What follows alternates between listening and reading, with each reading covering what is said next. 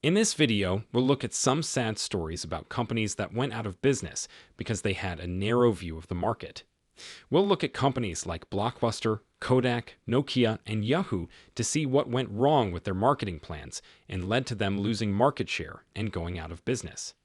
To avoid the dangers of marketing myopia, we can learn from these examples how important it is to adapt to changing times, keep an open mind to new trends and technologies, and stay committed to our customers. 1. Blockbuster. In the early 2000s, when the industry was still young, Blockbuster was the only game in town.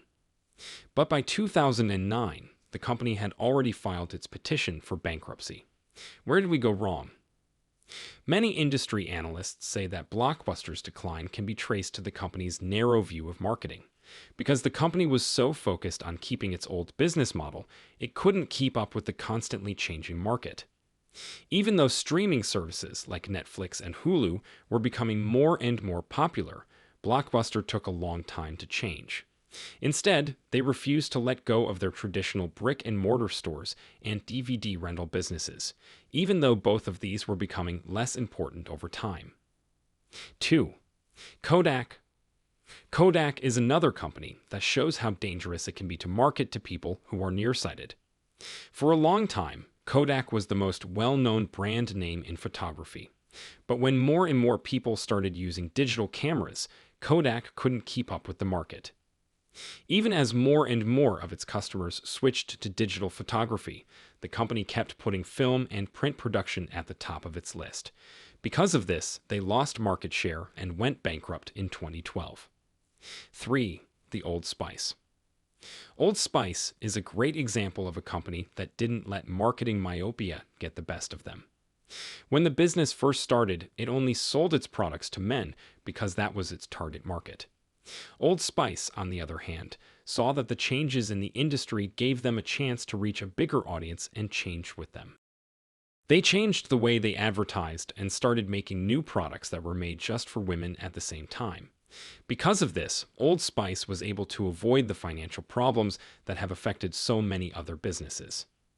Old Spice didn't fall victim to marketing myopia because it kept its commitment to its customers and showed that it was open to change. 4. Nokia's market share has gone down because Apple and other smartphone makers are making more and better phones. People probably remember playing with Nokia toys when they were kids.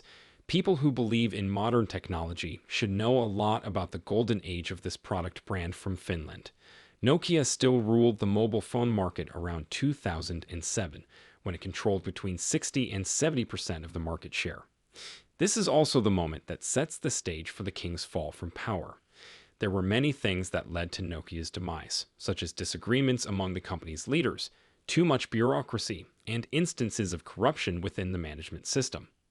However, Nokia's narrow-mindedness was the thing that hurt them the most: market.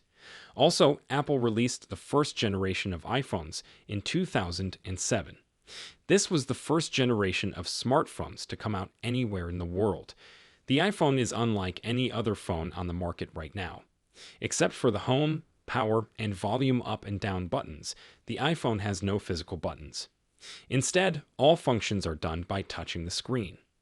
Apple saw the rise of the smartphone age coming and was ready for it, but Nokia was not happy about it and felt left out. No matter what the reason is, Nokia's market share has been going down steadily over the past few years. In 2014, Nokia had to give Microsoft the mobile phone business it had been running.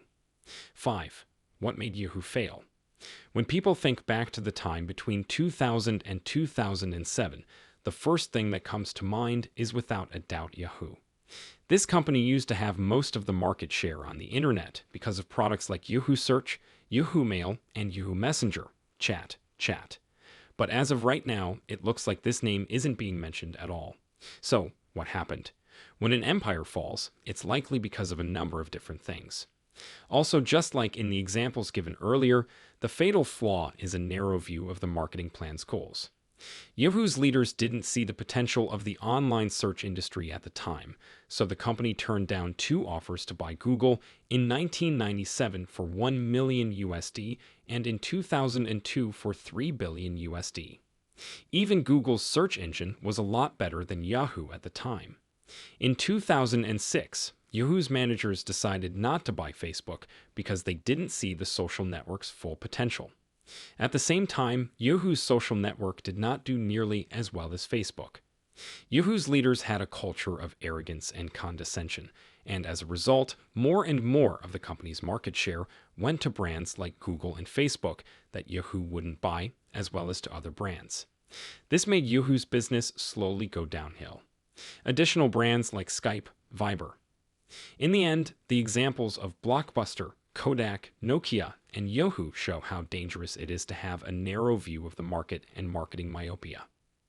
Companies that didn't adapt and change with the times or didn't see the potential of new trends and technologies ended up losing money and market share. On the other hand, companies like Old Spice that stayed committed to their customers and welcomed change were able to avoid the problems of marketing myopia. These cautionary tales remind businesses that they need to be aware of the bigger market and keep changing and coming up with new ideas to stay competitive.